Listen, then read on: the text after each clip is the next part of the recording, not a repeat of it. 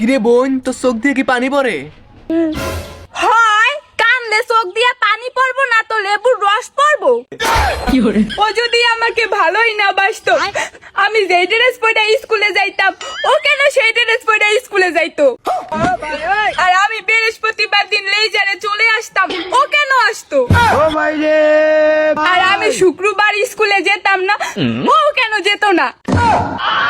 আর সব থেকে বড় কথা হলো পরীক্ষার সময় আমিও যেতাম ও যেত।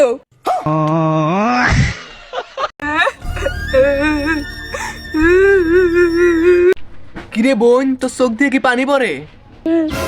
হয় কান্দে চোখ দিয়ে পানি পড়বো না তো লেবুর রস পড়বো।